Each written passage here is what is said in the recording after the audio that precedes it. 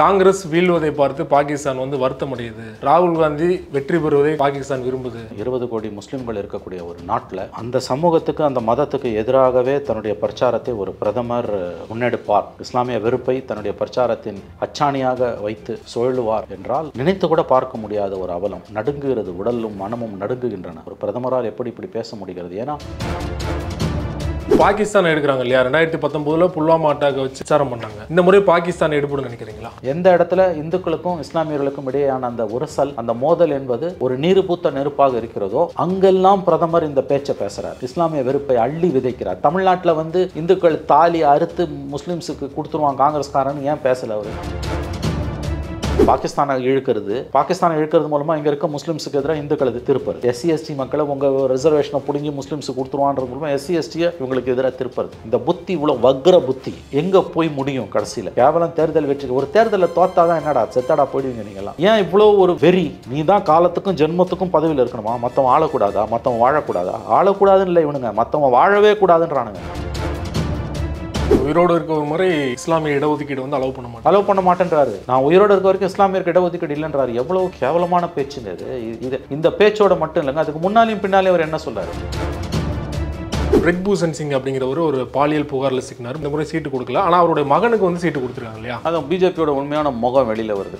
நல்லது, இப்படிலாம் அவங்க செய்யட்டும், மக்கள் முடிவு பண்ணட்டும். இவ்வளோ கேவலமான குற்றச்சாட்டுக்கு ஆளான ஒரு மனிதனோட வாரிசுக்கு ஏன்டா வாரிசு அரசியலை பற்றி பேசுறீங்களே? உன்னா கட்சிக்கு தியாகம் பண்ணவனா? ஒரு சமூக விரோதி, ஒரு மனித குல விரோதி, அவனோட பிள்ளைக்கு சீட்டு கொடுக்குறானுங்கன்னா பிஜேபியோட உண்மையான முகங்க இது. கர்நாடகாவில் ரேவண்ணா ஜெர்மனி தப்பி போயிட்டார் அப்படிங்கிற செய்திகள்லாம் இருக்குது இல்லையா? அவருக்கு ஆதரவாக பிரச்சாரம் பண்ணாரு. இந்திய நாட்டு பெண்களிடம் மன்னிப்பு கேட்கணும் பிரதமர் மோடி. அப்புறம் ராகுல் காந்தி ஒரு வார்த்தையை முன்வைக்கிறார். ஹசன் தொகுதின்னு நினைக்கிறேன் கர்நாடகாவில் மோடி பிரச்சாரம் செய்கிறாரு. அப்போ வெளிப்படையாக சொல்றாரு, இந்தியில் ரேவண்ணா நிற்கிறதா நினைச்சு ஓட்டு போடாதீங்க, நான் நிற்கிறதா நினைச்சு ஓட்டு போடுங்க. நீங்க போடுற ஓட்டு ரேவண்ணாவுக்கு இல்லை, எனக்கு இல்லைன்னு. புரியவே முடியல. அவர் நேற்று சொல்லியிருக்காரு மோடி குஜராத்தில் இந்த வீடியோஸ் எல்லாம் ஃபேக்ன்றார். சப்போர்ட் தான் பண்றாரு. அப்போ பாலியல் குற்றவாளிகளுக்கு பிஜேபியும் பிரதமரும் ஆதரவு அளிக்கிறார்கள். இது போன்று அரசியல் சார்ந்து எக்ஸ்க்ளூசிவான வீடியோக்களை தொடர்ந்து காண ஆகாயம் வாய்ஸ் சேனலை சப்ஸ்கிரைப் பண்ணுங்க. ஆகாயம் வாய்ஸ் நேயர்களுக்கு வணக்கம். இன்றைக்கு நம்மோடு நேர்காணலுக்காக மூத்த பத்திரிகையாளர் மற்றும் அரசியல் திறனாய்வாளர் திருமிகு மணி அவர்கள் நம்மோடு இருந்திருக்கிறார். அவரோடு பேசலாம். சார் வணக்கம். வணக்கம். 2 கட்ட தேர்தல் முடிஞ்சிருக்குது. 3ஆம் கட்ட தேர்தல் வருகிற செவ்வாய்க்கிழமை வாக்குப்பதிவு நடைபெற இருக்குது இல்லையா? முதற்கட்ட தேர்தலுக்கு முன்னாடி பிரதமர் மோடி அவர்கள் மத ரீதியிலான பிரச்சாரத்தை முன்னெடுக்கலாம். 2ஆம் கட்ட தேர்தலுக்கு முன்னாடியும் சரி பின்னாடியும் சரி ரொம்ப அதீதமான ஒரு மத ரீதியிலான பிரச்சாரத்தை முன்னெடுத்து செல்றாரு. உச்சகட்டமாக பாகிஸ்தானையும் இழுத்திருக்காரு சமீபத்தில். காங்கிரஸ் வீழ்வதை பார்த்து பாகிஸ்தான் வருத்தமடையுது. ராகுல் காந்தி வெற்றி பெறுவதை பாகிஸ்தான் விரும்புது அப்படிங்கிற ஸ்டேட்மெண்ட்டை எப்படி பார்க்குறீங்க? இது வழக்கம் போல பிரித்தாளும் சூழ்ச்சி. எந்த பிரதமரும் பேச துணியாத, கற்பனை கூட செய்து பார்க்காத பேச்சுக்களை இந்த பிரதமர் நரேந்திர மோடி பேசிக் கொண்டிருக்கிறார். இந்த தேர்தல் முடிவுகள் எப்படி போனாலும் அடுத்த 100 ஆண்டுகளுக்கு இந்திய வரலாறை ஊன்றி படிக்க வருகிற வரலாற்று மாணவர்கள் கண்டிப்பாக அதிர்ச்சிக்குத்தான் உள்ளாவார்கள். ஏன்னா ஒரு பிரதம மந்திரி ஒரு பன்முகத்தன்மை கொண்ட நாட்டில் பல மொழிகள், பல இனங்கள், பல மதங்கள், பல ஜாதிகள் இருக்கக்கூடிய ஒரு நாட்டில் வெளிப்படையாக 2வது பெரிய சமூகமான இஸ்லாமியர்களை, majority Hindus, second major கம்யூனிட்டினா Muslims, மைனாரிட்டிஸில் அவங்க தான் நம்பர் 1, 14% 14 to 15% இருக்காங்க. 20 கோடி முஸ்லீம்கள் இருக்கக்கூடிய ஒரு நாட்டில் அந்த சமூகத்துக்கு அந்த மதத்துக்கு எதிராகவே தன்னுடைய பிரச்சாரத்தை ஒரு பிரதமர் முன்னெடுப்பார், இஸ்லாமிய வெறுப்பை தன்னுடைய பிரச்சாரத்தின் அச்சாணியாக வைத்து சுழலுவார் என்றால் இது நினைத்து கூட பார்க்க முடியாத ஒரு அவலம். நடுங்குகிறது, உடலும் மனமும் நடுங்குகின்றன. ஒரு பிரதமரால் எப்படி இப்படி பேச முடிகிறது? ஏன்னா எல்லா விளைவுகளுக்கும் ஒரு எதிர் விளைவு உண்டு. Every action has its own and equivalent reaction. இது இயற்கை விதி. என்ன நடக்க போகுதுன்னு நினச்சா நமக்கு உண்மையிலேயே நடுக்கம் தான் மிஞ்சுகிறது. இறை அருளால், இயற்கை அருளால் எதுவும் நடக்கக்கூடாது, எல்லாம் ஸ்மூத்தாக நடக்கணும்னு நம்ம விரும்புகிறோம். ஆனால் பிரதமரின் பேச்சு நாளுக்கு நாள் உக்ரமடைந்து கொண்டே போகிறது. நீங்கள் சொன்னது போல முதல் கட்ட பிரச்சாரத்தில் இஸ்லாமிய வெறுப்பை கக்க ஆரம்பிக்காத பிரதமர் 2ஆம் கட்ட தேர்தலுக்கு முன்பாகவும் இப்பொழுது 3ஆம் கட்ட பிரச்சாரத்திலும் இஸ்லாமிய வெறுப்பை போகிற இடமெல்லாம் எவ்வளவு தூரமோ, எவ்வளவு கொள்ளளவுக்கு உமிழ முடியுமோ அந்த அளவுக்கு உமிழ்ந்து கொண்டே போகிறார். நினைத்தே பார்க்க முடியல. ஒரு பிஜேபியில் ஆர்எஸ்எஸ்ல 4ஆந்தர பேச்சாளர் கூட பேச துணியாத விஷயத்தை 140 கோடி மக்களின் தலைவர், போட்டவன் போடாதவன் எல்லாருக்கும் பிரதம மந்திரியாக இருக்கக்கூடியவர், தன்னை விஸ்வகுருன்னு சொல்லிக்கக்கூடிய ஒரு மனிதர் சொந்த நாட்டில் இருக்கக்கூடிய சிறுபான்மையின மக்களுக்கு எதிராக, சிறுபான்மையின மக்களில் அதிக மக்கள் தொகை கொண்ட நம்பர் 1 சிறுபான்மையின இனமாக இருக்கக்கூடிய, மக்கள் தொகையில் 2வது பெரிய இனமாக இருக்கக்கூடிய இஸ்லாமியர்களுக்கு எதிராக தினமும் வெறுப்பு பிரச்சாரத்தை உமிழ்ந்து கொண்டிருக்கிறார். பச்சை பொய்ய, ஜமக்காலத்தை வடிகட்டின பொய்ய, காங்கிரஸ் மேனிஃபெஸ்டோவில் சொல்லாத விஷயங்களை தொடர்ந்து அவர் சொல்லிக்கிட்டே இருக்கார். நேற்று குஜராத் அருகே ஒரு இடத்துல போய் பேசும்போது காங்கிரஸ் மேனிஃபெஸ்டோவில் இந்துக்களிடமிருந்து பிடுங்கி, தலித் மக்களிடமிருந்து பிடுங்கி முஸ்லீம்ஸுக்கு கொடுத்துருவாங்க. உங்ககிட்ட 2 எருமை மாடு இருந்தனா, இந்தியாவிலேயே அதிகமாக எருமை மாடுகள் இருக்கக்கூடிய இடம் நேற்று அவர் பேசிய அந்த தொகுதியோட பெயர் மறந்து விட்டது. அது கிட்டத்தட்ட வந்து அந்த மாடுகளின் எண்ணிக்கை வந்து எருமை மாடுகளின் எண்ணிக்கை 9,000க்கு மேல் இருக்கும் என்கிறார்கள். 6,000க்கும் மேற்பட்ட பசுக்கள். பசுவை பற்றி தான் மோடி பேசுவார், இப்போ எருமையை பற்றி பேசுகிறார். எருமை மாடுகள் உங்ககிட்ட 2 எருமை மாடு இருந்ததுன்னா ஒரு எருமை மாடை பிடுங்கி காங்கிரஸ் முஸ்லீம்ஸுக்கு கொடுத்துருன்றார். அதாவது நம்மளை கிள்ளி பார்த்துக்க வேண்டியிருக்கு. நம்முடைய பிரதமர் தான் இப்படியெல்லாம் பேசுகிறாரா? ஆனால் அவர் இப்படித்தான் பேசுகிறார். மேனிஃபெஸ்டோவில், காங்கிரஸ் மேனிஃபெஸ்டோவில் சொல்லாத விஷயங்களை திரும்ப திரும்ப திரும்ப திரும்ப திரும்ப சொல்கிறார். ஒரு பொய்யை திரும்ப திரும்ப திரும்ப திரும்ப சொன்னால் அது உண்மையாயிடுன்னு ஒரு தத்துவம் உண்டு, கோயபெல்ஸ் தத்துவம். அதுதான் வந்து மோடி செஞ்சுட்டு இருக்கார். நேற்றைக்கு நம்முடைய ப. சிதம்பரம் அவர்கள் ஒரு ட்வீட் போட்டிருந்தார். வட இந்தியாவில் ஏதோ ஒரு இடத்துல கல்லூரி மாணவர்களை உசுப்பி விட்டு பிஜேபி போராட்டம் நடத்துது காங்கிரஸ் தேர்தல் அறிக்கைக்கு எதிராக. வெல்த் டிஸ்ட்ரிபியூஷன்றது இருக்கிறவங்ககிட்ட இருந்து பிடுங்கி இல்லாதவனுக்கு காங்கிரஸ் கொடுத்துருவான்னு சொல்கிறான். உங்களுக்கு 2 வீடு இருந்ததுன்னா எச்சரிக்கையாக இருங்க, ஒரு வீடை காங்கிரஸ் பிடிங்கிடும். உங்களுக்கு 2 கார் இருந்ததுன்னா ஒரு காரை காங்கிரஸ் பிடிங்கிடும். அந்த மாதிரி வந்து உங்கள்கிட்ட ஏதாவது 2 இருந்ததுன்னா அதை ஒன்றை பிடிங்கிடும் காங்கிரஸ்னு பிரச்சாரத்தை கல்லூரி மாணவர்கள், இளம் வயதினர் அவர்களை உசுப்பி விட்டு தெருவில் கொண்டு வந்து அவங்களை நிறுத்தி போராட்டம் நடந்திருக்கு. அந்த ஊர் பேர் மறந்துடுச்சு. சிதம்பரம் ட்வீட் பண்ணியிருக்கார். எவ்வளவு தூரம் ஒரு பிரச்சாரம், பொய் பிரச்சாரத்தை பிஜேபி முன்னெடுக்குது. மேனிஃபெஸ்டோவில், எங்களுடைய மேனிஃபெஸ்டோவில், காங்கிரஸ் மேனிஃபெஸ்டோவில் அப்படி எதுவுமே சொல்லப்படவில்லை. ஒரு பிரதம மந்திரி எப்படி இவ்வளோ கேவலமாக இறங்குறாரு, ஒரு ஆளும் கட்சி இவ்வளோ கேவலமாக இவ்வளோ வச்ச பொய்யை ஏன் சொல்லுதுன்னு ஒரு ட்வீட் போட்டிருக்காரு. அதே தான் அவர் குஜராத்தில் போகும்போது அந்த குறிப்பிட்ட பகுதியில் அதிகமாக, இந்தியாவிலேயே அதிக எண்ணிக்கையில் எருமை மாடுகள் இருக்கக்கூடிய ஒரு தொகுதி அது. பால் உற்பத்தி ரொம்ப முன்னணியில் இருக்கக்கூடிய ஒரு பகுதி குஜராத்தில். பசுக்களை விட எருமைகளின் எண்ணிக்கை அதிகம். அதனால் அங்கே சொல்கிறாரு, உங்கள்கிட்ட இருக்க 2 எருமை மாடில் ஒன்றை பிடுங்கி காங்கிரஸ் வந்து முஸ்லீம்ஸுக்கு கொடுத்துருன்ட்டு.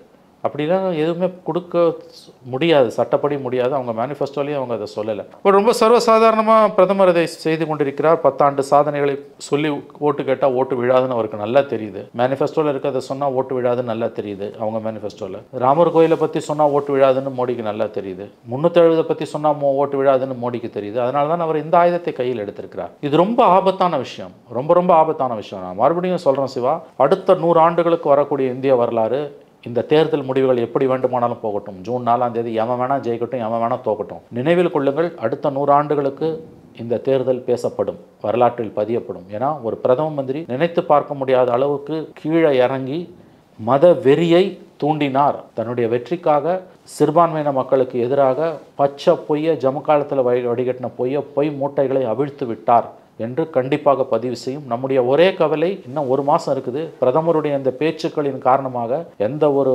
பிரச்சனையும் கலவரமும் நாட்டில் வெடிக்கக்கூடாது என்பதுதான் எண்ணற்ற நல்லோரின் இதய குரலாக இருக்கிறது. இப்போது நீங்கள் சொன்னது மாதிரி 10 ஆண்டு அவர்களுடைய ஆட்சியை சொல்லி ஓட்டு கேட்க முடியாது, அயோத்தி ராமர் கோயிலில் சொல்லி ஓட்டு கேட்க முடியாது, அவங்களோட மேனிஃபெஸ்டோவை சொல்லி ஓட்டு கேட்க முடியாது. அதனால தான் காங்கிரஸ் வந்து குற்றம் சாட்டிட்டு இருக்காங்க அப்படின்னு சொன்னாலுமே, இப்போ பாகிஸ்தான் எடுக்கிறாங்க இல்லையா, 2019 புல்வாமா அட்டாக்கை வச்சு அவங்க பிரச்சாரம் பண்ணாங்க.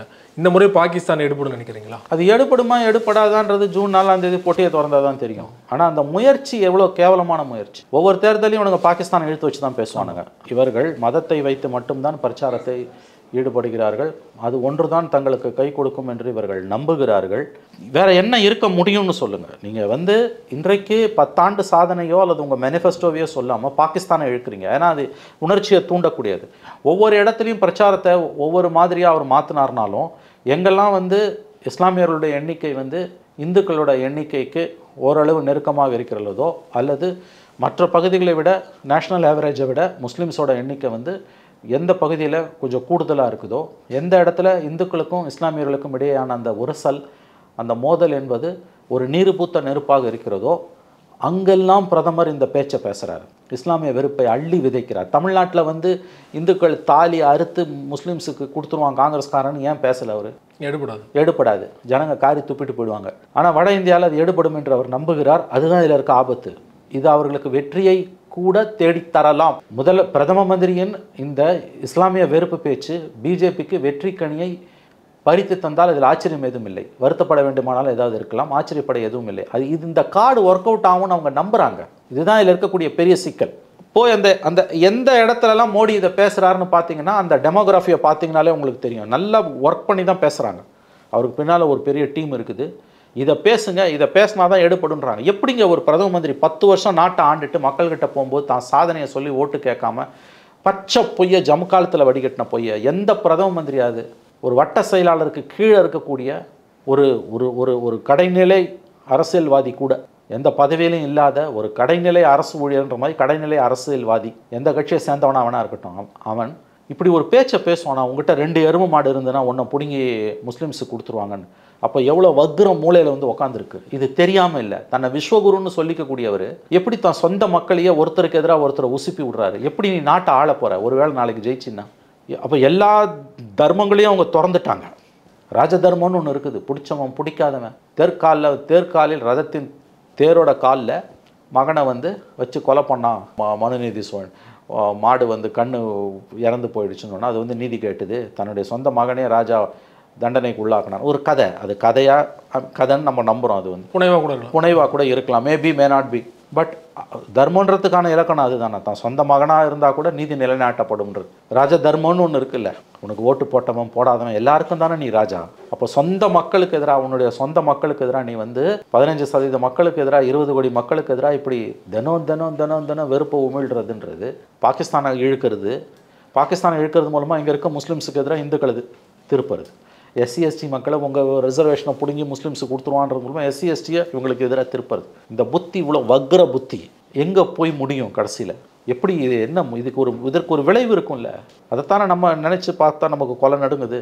கேவலம் தேர்தல் வெற்றி. ஒரு தேர்தலில் தோத்தாதான் என்னடா செத்தாடா போயிடுவீங்க நீங்களாம். தோல்வியும் வெற்றியும் சகஜம். ரோலர் கோஸ்டருங்க இது. ரங்கராட்டினம். மேலே இருக்கவங்க கீழே வருதும் கீழே இருக்கவங்க மேலே போகிறதும் சகஜம் தானேங்க. ஒரு தேர்தலில் தோத்தா என்ன குடியாக மூழ்கிடும். ஏன் இவ்வளோ ஒரு வெறி? நீ தான் காலத்துக்கும் ஜென்மத்துக்கும் பதவியில் இருக்கணுமா? மற்றவன் ஆளக்கூடாதா? மற்றவன் வாழக்கூடாதா? ஆளக்கூடாதுன்னு இல்லை இவனுங்க. மற்றவன் வாழவே கூடாதுன்றானுங்க. நான் தான் நிரந்தரமாக ஆளுவேன், மற்றவங்கெல்லாம் வாழணும்னு சொன்னால் கூட அவனை மதிக்கலாம். நாங்கள் தான் நிரந்தரமாக ஆளுவோம், நிரந்தரமாக வாழ்வோம், நீங்கள் ஆளவும் கூடாது வாழவும் கூடாதுன்றான். அது எப்படி? இயற்கைன்னு ஒன்று இருக்குல்ல. ஒரு புழு கூட மிதிக்க நெளியும் எதிர்த்து நிற்கும். உன்னை எதுவும் நிரந்தரம் கிடையாது, எவனும் நிரந்தரம் கிடையாது. முன்னாள் பிரதமர்ன்றது தான் நிரந்தரம்.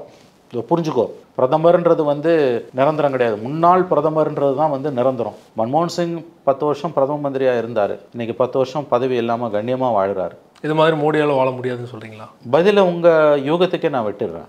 கண்ணியமாக வாழ முடியாதுன்னா நான் வந்து உயிருக்கு ஆபத்து வரும் அப்படிலாம் எதுவும் சொல்ல. நிம்மதியாக நான் சொல்கிறது.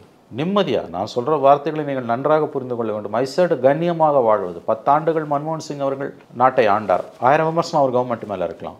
எல்லார் மேலேயும் விமர்சனம் இருக்கும். அப்படிங்கிற விமர்சனம் எப்படி வேணா இருக்கலாம். அது 1000 விமர்சனம் இருக்கலாம். பட் 10 ஆண்டுகள் வந்து பிரதம மந்திரியாக தான் இருந்தார். அவர் தேர்ந்தெடுக்கப்பட்ட அரசின் பிரதம மந்திரியாகத்தான் அவர் இருந்தார். அவர் பற்றி விமர்சனங்கள் எப்படி வேண்டுமானாலும் இருக்கலாம். ப்ளஸ் மைனஸ் ரெண்டுமே இருக்கலாம். அவர் பதவி விட்டு இறங்கும்போது சொன்னார் ஏகப்பட்ட ஊழல் குற்றச்சாட்டுகள் இருந்தப்போ history will be kind enough to மீன்வார். இது வரலாறு என்னிடம் கனிவாக நடந்து கொள்ளும், வரலாறு என்னை கனிவாக எடை போடும்னு அவர் கண்ணியமாக சொன்னார். நான் சொல்ல வருது 10 வருஷம் ஒரு மனிதன் பிரதமராக இருந்துட்டு பதவி போய் 10 வருஷம் கண்ணியமாக, நான் எச்சரிக்கையாக பயன்படுத்தியிருக்கேன் வார்த்தைகளை, கண்ணியமாக, பாதுகாப்பாகன்னு சொல்லலை, கண்ணியமாக ஒரு மனிதன் 10 ஆண்டுகள் பதவியில் இருந்து விட்டு பிரதமராக பதவி போய் 10 ஆண்டுகள் கண்ணியமாக என்று வாழ்ந்து கொண்டிருக்கிறான். இந்த லக்ஸுரி, இந்த இயற்கையின் அருட்கொடை இப்போ இருக்க ஒரு கிடைக்குமா என்பதற்கான பதிலை உங்கள் யூகத்திற்கு நான் விட்டு விடுகிறேன். உயிருக்கான பாதுகாப்பை பற்றி நான் சொல்லவில்லை. அது யாரும் ஒன்றுமே பண்ண முடியாது. ஏன்னா இந்தியன் சிஸ்டம் வெரி ஸ்ட்ராங். இந்திய பாதுகாப்பு படைகளுடைய தரமும் அவர்களுடைய திறமையும் உச்சபட்சமானது. உலகில் எவருக்கும் எந்த நாட்டுக்கும் சளைத்ததில்லை. ஆகவே அதில் எந்த விதமான குறைபாடும் இருப்பதாக நான் கருதவில்லை. நான் அந்த அர்த்தத்தில் சொல்லவில்லை. நான் சொல்ல வருவது கண்ணியமாக. அப்போ ஏன் வந்து இப்படிப்பட்ட ஒரு அணுகுமுறையை பிரதமர் மேற்கொள்கிறார்? நினைச்சு பார்க்க முடியாத கேவலமாக போதும் எங்கள் பிரச்சாரம்.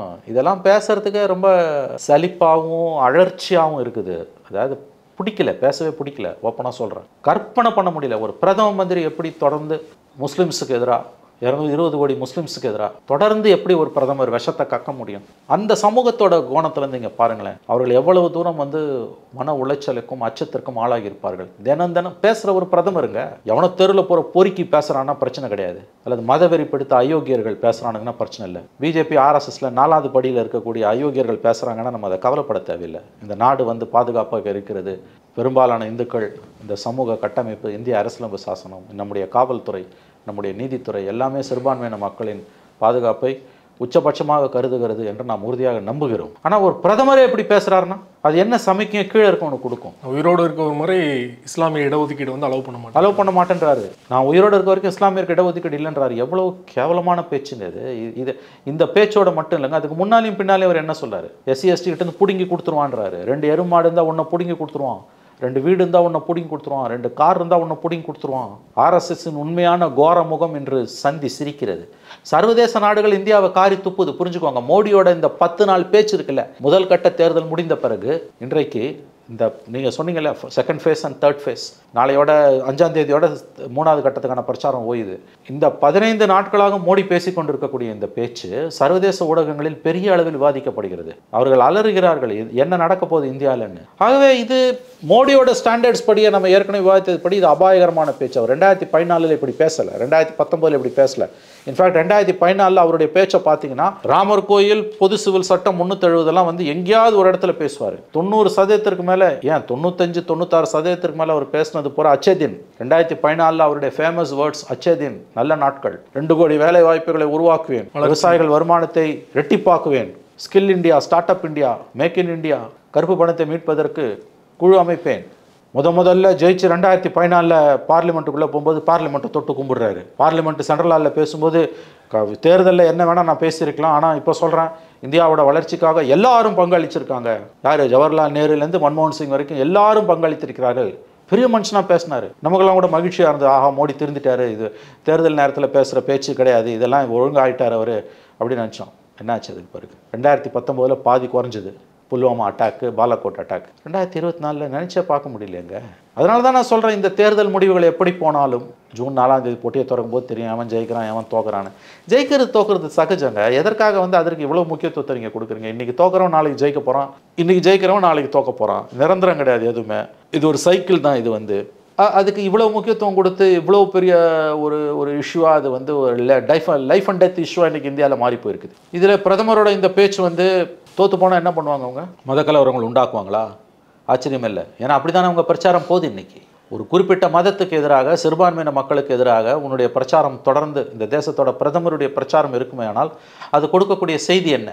அது எதை வலியுறுத்துது? என்ன டைரக்ஷன் அது கொடுக்குது? என்ன மறைமுகமான சமிக்கை, இன்டைரக்ட் மெசேஜ்னுவான், என்ன இன்டைரக்ட் மெசேஜை அவங்க தொண்டர்களுக்கு அது கொடுக்குது? எப்படி இந்த நாடு தாங்கும்? இந்து முஸ்லீம் ஒற்றுமை இருந்தால் மட்டும்தான் இந்தியா இந்தியாவாக இருக்கும், இல்லைன்னா இது வந்து சுடுகாடாயிடும். எழுதி வச்சுக்கோங்க. மகாத்மா காந்தியோட ஃபேமஸான வேர்ட்ஸ் 1930களில், இந்தியாவுக்கு விடுதலை ரொம்ப முக்கியம், ஆனால் இந்து முஸ்லீம் கலவரம் ஏற்பட்டு அதில் ரத்த ஆறு பெருக்கெடுத்து ஓடி அதில் மிதந்து வரும் லட்சக்கணக்கான மண்டை ஓடுகளின் மேல் தான் இந்தியாவுக்கு விடுதலை கிடைக்கும் என்றால் இந்திய விடுதலை நான் 10 ஆண்டுகள் தள்ளி வைப்பேனார். அதுதான் மகாத்மா காந்தி. தேசப்பிதா நமக்கு காட்டிய வழியிலிருந்து நாம் இன்று தவறி நடந்து கொண்டிருக்கிறோம். ஒன்று புரிஞ்சுக்கோங்க, மத ஒற்றுமை சீர்குலைஞ்சதுன்னா இந்தியா இல்லை.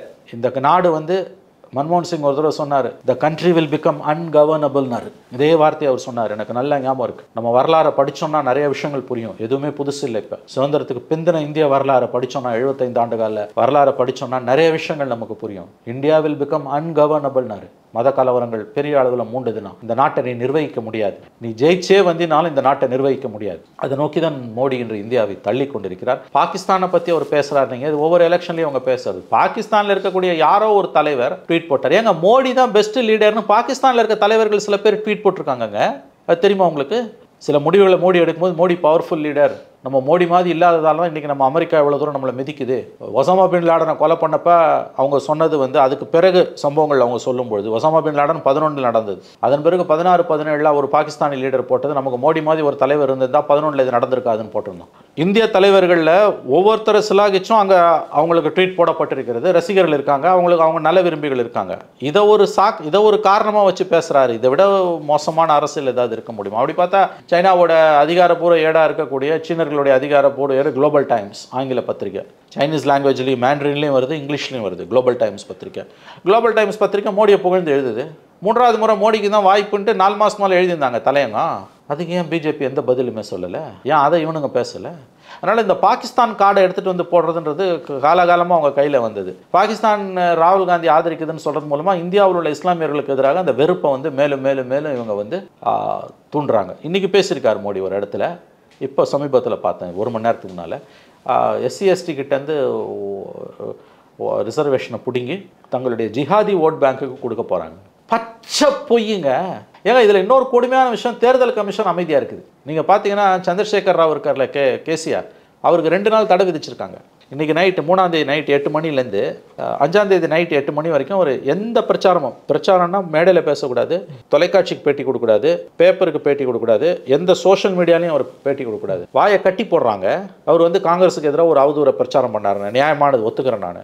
மோடி தெருவா பேசுறாரு, அதுக்கான நோட்டீஸ் நீ அனுப்புனிய, யாருக்கு அனுப்பியிருக்க? நட்டாக்கு அனுப்பியிருக்க. அந்த நோட்டீஸ்ல மோடின்ற பேர் கூட இல்லை. ரஞ்சித் சுர்ஜேவாலா காங்கிரஸ் செய்தி தொடர்பாளருக்கு ஹேமா மாலினியை பத்தி பெண்களை இழிவா பேசினார்னு 2 நாள் இதே மாதிரி தடை. சந்திரசேகர் ராவுக்கு இன்னைக்கு இதே மாதிரி தடை. ஆனா மோடிக்கு மட்டும் நோட்டீஸ் நட்டாக்கு போகுது. அப்போ எலெக்ஷன் கமிஷன் டோட்டலி டெட், செத்து போச்சு. இதில் அவர் வந்து ஒன் சைடாக போகுது எலெக்ஷன். உங்களுக்கு அவர் எந்த விமர்சனத்தையும் எந்த அவதூறு பிரச்சாரம் ஏங்க இன்னொன்றுங்க, ஆபாச பேச்சை விட மோசமானது வெறுப்பு பேச்சு. சிவாஜி கிருஷ்ணமூர்த்தி பேசுறது ஆபாச பேச்சு, அது தப்பு தான், பட் அது ஆபாச பேச்சு தான். ஆனால் அதை விட 10 மடங்கு ஆபத்தானது வெறுப்பு பேச்சு. இஸ்லாமியர்களுக்கு எதிராக மோடி, அதுவும் பிரதமர் பேசக்கூடிய பேச்சு. கமிஷன் வந்து வேடிக்கை பார்க்குது. பாகிஸ்தான் உதாரணத்தை கொண்டு வந்து மோடி வைப்பது, இன்னும் வரும் நாட்களில் இது அதிகமாகும்.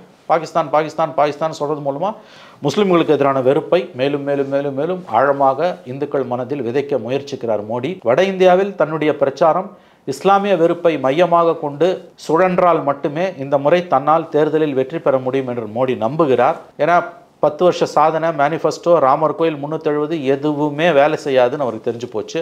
இந்த முயற்சியில், இஸ்லாமியர்களுக்கு எதிராக இந்துக்களை திருப்பக்கூடிய இந்த முயற்சியில் மோடி வெற்றி பெறுவாரா என்று கேட்டால் அதற்கான பதில் கடினம். ஒருவேளை அவர் இதில் வெற்றி பெற்றால் அதில் ஆச்சரியப்பட ஏதும் இருக்காது, அதில் வருத்தப்பட வேண்டுமானால் நிரம்ப இருக்கலாம். இந்து முஸ்லீம் ஒற்றுமையாக இருந்தால் தான் இந்தியாவாக இருக்கும் அப்படின்னு சொன்னீங்க இல்லையா? பிரதமர் மோடி அவர்கள் இந்த இஸ்லாமிய வெறுப்பு கார்டு எடுக்கிறது அவர் நம்புறாரு. வெற்றியோ தோல்வியோ இது எடுப்படும் அப்படின்னு நம்புறதுனால, தோல்வியோ இல்லை வெற்றின்னு அவர் நம்புறாரு இல்லையா? நம்ம வந்து அவரோட பாயிண்ட் ஆஃப் வியூ தாண்டி அங்கே இருக்கிற மக்கள் மைண்ட் செட்டை மாற்ற முடியாதா? இந்த இஸ்லாமிய வெறுப்புல இருந்து அவங்க பிளட்லேயே இருக்குதா, இல்லைனா இந்த மாதிரி தலைவர்கள் பிரச்சாரம் பண்ணுறதுனால அவங்க வந்து மாறுறாங்களா? நல்ல கேள்வி. பிளட்டில் ஓரளவு இருக்குது, சரியான பதில். பிளட்டில் ஓரளவு இருக்குது. வட இந்தியாவில் பிளட்டில் ஓரளவு இஸ்லாமிய வெறுப்பு பெரும்பாலான இந்துக்கள் மனங்களில் இருக்கிறது. ஒரு வாரத்தில் இருக்குது, சில பேருக்கு கூடுதலாக இருக்குது. தலைவர்களோட நோக்கம், அரசியல் கட்சிகளோட நோக்கம் அது வெளியில் வராமல் பார்த்துக்கிறது, அதோட கொள்ளளவை குறைக்கிறது, அந்த இஸ்லாமிய வெறுப்பின் தன்மையை குறைப்பது, அது வெளியில் வராமல் பார்த்துக்கிறது. ஆனால் இங்கே தலைகீழ நடக்குது. அந்த இஸ்லாமிய வெறுப்பின் கொள்ளளவை, அடர்த்தியை அதிகரிப்பது, அதை வெளியில் தூண்டி விடுறது. நீங்கள் நல்ல கேள்வி கேட்டீங்க. இந்த இஸ்லாமிய வெறுப்பு உருவாக்கப்படுகிறதா, அது உள்ளேயே இருக்குதான்னு கேட்டீங்க. உள்ளேயே இருக்குது. அந்த தலைவர்கள் உசுப்பி விடாமல் இருந்தால் போதும், இவங்க உசுப்பியும் விடுறாங்க. தென்னிந்தியாவில் இஸ்லாமிய வெறுப்பு எடுப்படாது. குறிப்பாக தமிழ்நாடு, கேரளா போன்ற இடங்கள்லையோ, கர்நாடகாவில் பெரும்பாலான பகுதிகளிலேயோ, ஆந்திரா, தெலுங்கானாவிலும் பெரும்பாலான பகுதிகளிலேயோ இஸ்லாமிய வெறுப்பு, முஸ்லீம் வெறுப்பு எடுப்படாது. மக்கள் ஒதுக்கி தள்ளிட்டு போயிடுவாங்க. ஆனால் வட இந்தியாவில் இந்த நிலைமை இல்லை. வட இந்தியாவில் வந்து பெரும்பாலான இந்துக்கள் மத்தியில் ஆழ்மனதில் இஸ்லாமிய வெறுப்புன்றது ஓரளவுக்கு இருந்து கொண்டு தான் இருக்கிறது. அதனுடைய கொள்ளளவு வேண்டுமானால் மனிதனுக்கு மனிதன் மாறலாம், ஆணுக்கு பெண் மாறலாம். மோடி அதை வந்து உசுப்பி விடுகிறார். சரியா அந்த காடை அப்படி கொக்கி போட்டு, அப்படி நெம்புகோல்னு வாங்கல, அப்படி போட்டு அப்படி எடுக்கிறார் அவர். அதனால இது ரத்தத்தில் இருக்குதா, வெளியிலேருந்து உருவாக்கப்பட்டதானா? ரத்தத்தில் இருக்குது. அதை அவர் நன்றாக பயன்படுத்திக் கொள்கிறார். அதுதான் இதனுடைய ஆபத்தே. அதுதான் இந்த பிரச்சாரம் நன்கு திட்டமிட்டு. அவர் வாய் தவறி இதை பேசலை, ஏனோ தானோன்னு பேசல, ஹாஃப் லிப்டா, அரை உதட்டில் அவர் பேசலை, அரை மனசில் பேசலை. அவர் நல்லா தெளிவாக தெரிஞ்சு முடிவு பண்ணி தான் பேசுகிறாரு. இதுதான் என்னோட காயின்னு அடிக்கிறார். அதனால தான் சொன்னேன் இது ஆபத்தானது. அடுத்த 100 ஆண்டுகளுக்கு இந்த தேர்தல் பேசப்படும். ஒரு பிரதமர் இப்படியெல்லாம் பேசினார் என்பது பதியப்படும். இது அவங்களுக்கு வெற்றியை கொடுக்குமானா கொடுக்கலாம். ரெண்டாவது, உங்கள் கேள்விக்கான பதில், இதில் மக்களை இந்த ஆபத்திலிருந்து மீட்டெடுப்பதற்கு ஏன் வந்து எதிர்கட்சிகள் அவங்க பணியாற்றக்கூடாதுன்றீங்க? நல்ல கேள்வி. அதுதான் சிக்கலே. அவர்கள் தொய்வடைந்து கொண்டிருக்கிறார்கள், ஊடகங்கள் தொய்வடைந்து கொண்டிருக்கின்றன. ஏன்னா சர்வதேச ஊடகங்கள் மோடியோட பேச்சை கடுமையாக கண்டித்து கண்டந்துண்டமாக கிழித்து தலையங்க எழுதுனா செய்தி போடுறாங்க. சொந்த மக்களையே ஒருவரோடு ஒருவர் மோத விட்டு அதில் ரத்தம் குடிக்கிறார் மோடி என்று சர்வதேச ஊடகங்கள் எழுதுகின்றன, தலையங்கங்கள் எழுதுகின்றன. இந்தியாவில் பார்த்தீங்கன்னா ஹிந்துவில் எழுதியிருக்காங்க இது தவறுன்னு. வேற பெரும்பாலான ஊடகங்கள் இதை மோடி பண்ணுறது கரெக்டுன்ற தோணியில் எழுதுறான், அல்லது செய்திகள் தொலைக்காட்சிகள் அப்படி போகுது. ஆனால் சமூக வலைதளங்களில் வந்து ஒரு பாசிட்டிவான விஷயம், நிறைய பேர் இதை கண்டிக்கிறாங்க. இந்த துருவரத்தின்ற அந்த கேரக்டர் பாருங்க, அந்த 30 வயது இளைஞன், அவரை போன்றவர்கள் வந்து 2 கோடி சப்ஸ்கிரைபர்ஸ் இருக்காங்க அவருடைய சேனல்ஸ்க்கு. அவர்கள் இதை எதிர்த்து பேசுகிறார்கள். மக்கள் மத்தியில் அதற்கு நிரம்ப வரவேற்பு இருக்குது. அது ஒரு பாசிட்டிவான சைன். ஆனால் உங்கள் கேள்வி ரொம்ப நல்ல கேள்வி. அதாவது 2 கேள்வி நீங்கள் கேட்டீங்க. இது ரத்தத்திலே இருக்குதா, வெளியிலேருந்து வருதான்னு? ரத்தத்திலே இருக்குது, மோடி அதை உசுப்புறாரு. 2வது கேள்வி கேட்டீங்க, இதில் மோடியிடமிருந்து பிஜேபியிடமிருந்து மக்களை மீட்பதற்கு எதிர்க்கட்சிகள் இயங்க வேண்டிய அளவுக்கு ஏன் இயங்கவில்லை, இயங்க முடியாதான்னு நீங்கள் கேட்குறீங்க. கரெக்டாக இயங்க முடியவில்லை என்பதுதான் யதார்த்தம். அவர்கள் தங்களால் ஆன முயற்சிகளை செய்கிறார்கள். பெரிய அளவில் நான் குறை சொல்ல மாட்டேன், ஏன்னா வந்து அட்மாஸ்பியர் அப்படி இருக்குது.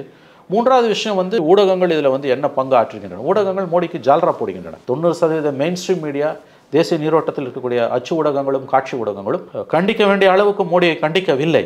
காரி துப்ப வேண்டிய விஷயம் அது. ஒரு தேர்தலில் தோத்தாதான் என்னடா செத்தடா போயிடுவீங்க, இந்தியா குடிமொழியிடுமா? ஏங்க மறுபடியும் மோடி 400 சீட்டு ஜெயிச்சு, இப்போ 300 இல்லைங்க, அது 400 ஆகுதுன்னு வச்சுக்கோங்க சிவா. நான் கேட்குறேன், 400 சீட்டு ஜெயிச்சு அவங்க சொல்கிற மாதிரி அப்கி பார் 400 பார், அப்கி பார் 400 பார்னார்ல அவர். 400 சீட் ஜெயிச்சு மோடியா வராரு. இந்தியா ஒன்றும் குடிமொழிகிடாது, எழுதி வச்சுக்கோங்க. இந்தியா வரலாறு பூரா பார்த்தீங்கன்னா எத்தனையோ சர்வாதிகாரிகள் இந்தியா ஆண்டு இருக்காங்க. இந்தியா ஒன்றும் குடிமொழிகள். இதையும் இந்தியா வில் டேக் இட். கஷ்டப்பட வேண்டியிருக்கும். அடுத்த ஒரு தலைமுறையோ 2 தலைமுறையோ கூட கஷ்டப்படும். உங்கள் வாழ்க்கையில் உங்கள் காலகட்டத்தில் என் காலகட்டத்தில் பார்க்க முடியாமல் போகலாம். But India will bounce back. அந்த அவநம்பிக்கையை விதைக்காதீங்க. கேள்விக்கான பதில் எஸ். எதிர்கட்சிகள் ஒன்று ரத்தத்தில் ஊறி இருக்கா, இல்லை வெளியிலேருந்து வரல, ரத்தத்திலே ஊறி இருக்கு, உசிப்பு விடுறான். ரெண்டாவது எதிர்கட்சிகள் மீட்டெடுக்கிறதுக்கு கவுண்டர் அட்டாக் பண்ணுறாங்களே, பண்ண முடியல, பண்ண வேண்டிய அளவுக்கு பண்ணல. அதுதான் பிரச்சனையே. ஊடகங்கள் கம்ப்ளீட்லாக கேப்சர்டு. பட் நமக்கு ஒரு பாசிட்டிவ் சைன், சமூக வலைதளங்களில் பெரிய அளவில் இதற்கான ஏற்பாடுகள் எதிர்வினையும் நிகழ ஆரம்பிச்சிருக்கிறது. துருவ் ரத்தியோட அந்த வீடியோஸ்லாம் பார்த்தீங்கன்னா கடந்த 4 மாதங்களில் நம்முடைய நண்பர் ஆர்கே ராதாகிருஷ்ணன், ஃப்ரண்ட்லைன் ஜேர்னலிஸ்ட் இருக்கார் இல்லையா, ஆர்கே ராதாகிருஷ்ணன், அவர் நேற்றுக்கு வேறொரு தொலைக்காட்சியில் யூடியூப் சேனல்ஸ் கொடுத்த பேட்டியில் ஒரு பாயிண்ட் சொல்லியிருந்தார். நான் ஃபுல்லாக பார்த்தேன். அதை அவர் சொல்கிறாரு, கிட்டத்தட்ட இந்த 4 மாசத்துல என்னமோ துருவ் ரித்தியோட விஷுவல்ஸை 4 பில்லியன் பீப்புள் பார்த்துருக்காங்க. 400 கோடி முறை பார்க்கப்பட்டிருக்கு. 400 கோடி முறை பார்க்கப்பட்டிருக்கிறது. பெரிய விஷயம், உங்களுக்கு மிகப்பெரிய விஷயம். ஸோ அப்போ இந்த மதவெறிக்கு எதிரான, பெரும்பான்மை மதவெறிக்கு எதிரான போக்கும் இந்தியர்கள் மத்தியில் உள்ள இருக்குது. இது தப்பு. பிரதமர் பேசுவது தப்பு.